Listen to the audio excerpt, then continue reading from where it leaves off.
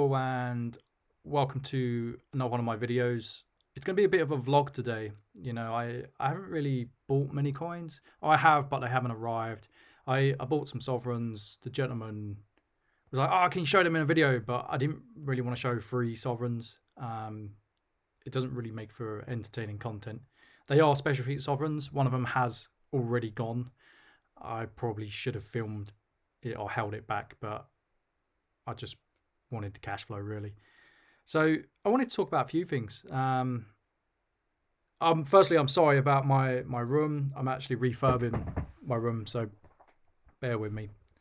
It will get done. There was a guy, and he was like, "We're all friends here, but clean your damn room," which is fair comment. You see the clutter every time I make one of these videos. It doesn't really show professionalism, but my numbers more than stack up. So I guess it swings and roundabouts. But so yeah, I wanted to talk about there was a gentleman recently, and he was recently he was robbed. He went to CoinEx. I've actually dealt with him once. He valued a couple of sovereigns for me. Nice guy, and he left his coins in the hotel room. And then someone let in two people and robbed him of £500,000 worth of coins. And it really got me thinking. I was like, because it's not the first time I've heard someone get robbed either. It's not the first time I've heard dodgy things, but I've never seen it on that scale. I've got insurance in place. I've got various places I keep stock. Part of the issue I've been struggling so much to keep up with things is because I've got stock in different areas, and I have to go get it and I have to put it back. Like, I haven't put a video up. I haven't been feeling too well, and part of the reason, well, there's a few reasons. One I won't get into. I don't really want to get into that, but I've just been running myself ragged. I just done my numbers for the last 12 months, and it just blew my mind, like, across both my businesses. So my sole trader business, where I'm just really trading stamps now, which I want to make a video on. I've been planning that video for a long time. I knew I was going to make it for a long time. And my coin business, which is a limited, which I set up pretty much 6 months ago. I started trading pretty much 6 months ago. I've done a mind-blowing 550k in terms of turnover, and the margins have been pretty good. The margins have increased since I've had extra firepower. I've had the ability to hold on to these coins, but it got me thinking. I was like, I don't want to be a target. That's not where I'm at. So I'm starting to sell down. I've been selling down anyway because as anyone who follows my channel, I've got a lot of debt on the books. I've been selling down to clear that. I've been taking a sledgehammer to that. Now, I actually set myself a goal 6 months ago. It was an 18-month goal. And I won't tell you exactly what the terms were. I'll probably tell you at the end. I might do an update in 6 months. I might not. And I've just taken a sledgehammer to it. So, of course, I'm run down. And then, like I said, you got the worries of something bad potentially happening. And even though I'm covered, it's not about the financial side of things. You need to protect yourself. If you have a stack, or you got wealth, maybe you've got a friend, or you talk about it openly, and someone gets wind that you're sitting on a small gold mine, so to speak, and they're like, "I want that," and what's to stop them? That's a big problem. That's one of the big problems of owning it. There's a common phrase: "If you don't hold it, you don't own it." Well, that leads to other risks. Now, I've said in the past, I've put videos out in the past where I've said you can have ownership via different mechanisms. You can have allocated silver, etc. I think it serves a purpose in certain areas. I personally like owning it. You can have it via the stock market. You can have a leverage play. Again, I'm down on that. I'm not overly worried. It doesn't really bother me being down. It goes up, it goes down. I think the miners are out of favour at the moment. I know the miners are out of favour. It's been across the board. It's not just my shares. But yeah, I just kind of wanted to talk about, do you have the correct insurance in place? Is it watertight? Insurers are renowned for being, well, it's like nailing jelly to a wall, isn't it? They're difficult at the best of times. Like, I worked for an insurance company. I know they're difficult. I didn't work for them long. I hated that company so much. One day I was just like, I'm not returning. But yeah, you need to put these things in place just to make sure it's covered. And there's going to be some people like, well, insurance isn't really worth it. But for that poor gentleman who was robbed, he didn't have insurance in place. So is he going to get his coins back? I doubt it. I doubt he's going to get a payout from the hotel. I'm not a legal expert. I don't know, but I'm sure the hotel, bear in mind, is one of the biggest chains in the world. It's got a very robust policy for this. And it's a crying shame. He's had his livelihood taken from him. And I don't want that to happen to myself, hence why I'm selling down. And I don't want that to happen to any one of my subscribers or my viewers. I think that's an absolutely atrocious thing. It's not just a monetary thing, it's a psychological thing.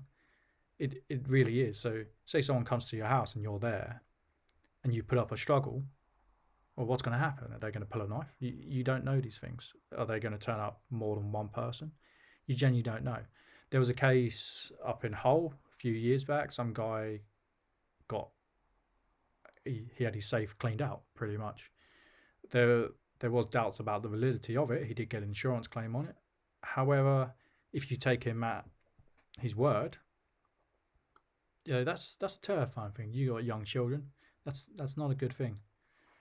But yeah, I wanted to talk about that. I wanted to talk about where the market is at the moment. I was talking to a friend of mine, and he thinks there's going to be stagflation. I tend to listen to him as well. He's a managing director of a big company. He does very well. He's very in tune with how financial markets are, because he has to be. Any law change or policy change, he has to be on top of it. So he's going to hear things about different types of investments, because his job is to make sure clients can protect their wealth. So what's the implications of that on gold and silver? Well, my personal viewpoint as a dealer has always been it should go up, and it's relative to money supply. I still believe that the major powers to be, the major governments, the major world banks, they're going to keep printing money. I don't see how they can't. I don't think they can claw it back via tax. There is word on the street that they're going to implement curve control, which is something Japan has pioneered. Didn't work for them. They had really bad times in terms of stagflation. And it's these things that kind of worry me, because if we're going to go through a stage where there is stagflation, it's not going to be pretty for anyone. If we're going to go through the stage where there's high inflation, again, it's not going to be pretty for anyone. You can have it in gold and silver and inflation, and you're probably going to come out okay. But if everything goes up by 20%, 30%, the common person or the average person, they can't afford to put lots of money into assets that are going to hold their value. There's not much left at the end of the month. And that's also one of the reasons why I have been working so hard. Everyone knows I have aspirations of getting into property next year. Everyone knows I have aspirations of building my passive income. And part of the reason is I've had a good year. I've had a solid year. And I don't know if that will change. Being self-employed is an art. It's not a science. I can't say, well, next year I'm going to make more money. You'd like to think so, but in terms of my personal capacity in how I work, I'm at the very limit of where I'm at. I don't want to employ someone. I don't want to build it bigger. For me to take it from 550 to say 1 million, the reality is I'm moving up the ladder, so my margin is going to diminish. And that's okay if the margin diminishes maybe 2-3%. If I slash my margin in half, then what's the point? I'm working more for the same amount. So I am worried about these things. I'm trying to get ahead of the curve to pay down the debt, to buy up assets that generate an income. But I do worry about where we're heading. I don't think it's going to be pretty. I don't think there's many people that have thought about the financial implications of the pandemic beyond the short term, because most people haven't been able to. Like, I've done okay. If anything, I've thrived. I've prospered, and I did that off the back of borrowing lots of money, but also by being savvy in how I traded. Like, I already had the blueprint in front of me before the pandemic of how I was going to grow the business. Nothing changed. I tweaked a few things, but nothing in the grand scheme changed. It's all about moving coins up the value curve, whether that be via being selective how I buy in terms of semi-numi coins, or by trading out, which does well for me. It's not the best solution for everyone. I probably get a little bit extra because of my standing in the community, or by buying raw and then getting them graded. But not everyone has the skill set I do. Not everyone has the bank I do now, and that wasn't always the case. I didn't always have this massive amount of cash where I could buy whatever I wanted.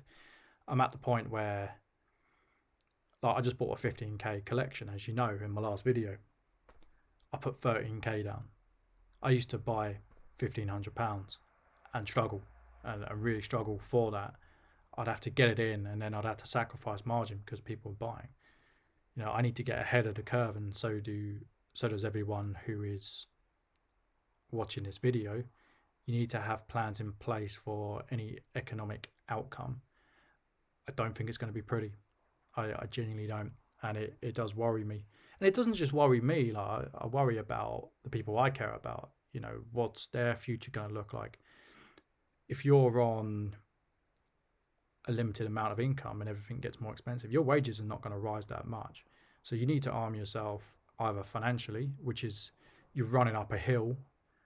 Try running up a hill when you're tired. I worked nights in a supermarket, and it was brutal. I was working 50, 60-hour weeks, and it probably took a couple of years off my life. In the end, like, mentally, I just cracked. Couldn't do it. I was working 6 nights a week every week. On the Sunday, I was working between 12 to 16 hours because the money was good back then. Can you do that if you got family or a partner? No, you can't do it. It's okay for someone like me, where I was single and I was young and I was driven, but the older you get, I did not have the energy I had 5 years ago. I'm only 31. That's going to happen. The older I get, the less energy I'm going to have.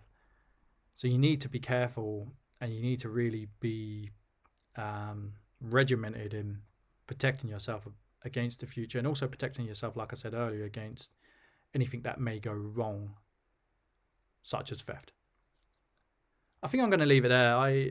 There's a lot of things I wanted to talk about. I think I'll save that for another video. There's one final thing I was going to mention. I've made it clear that I don't want to be a coin dealer forever. I kind of stumbled into something I loved, and the better I got at it, there's certain things about my job I don't like anymore. The things that I loved, I can't do because I don't have the time. But I was thinking of maybe writing a book about it. I was approached by a gentleman before the pandemic, and he said, you should do conferences.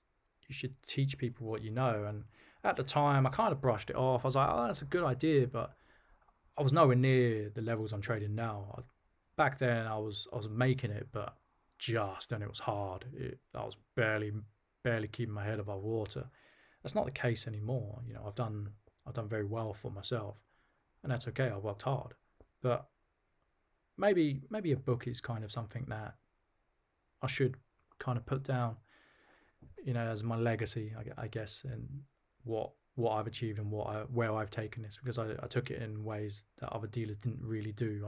I kind of built a business counterintuitively. So tell me what you think. Is that something that interests you, or is it just me with wishful thinking? So I'll leave it there. I hope you've enjoyed the video. I hope you have gained something from the video. You need to be more vigilant. You need to plan about your future. And I'll see you on the next one.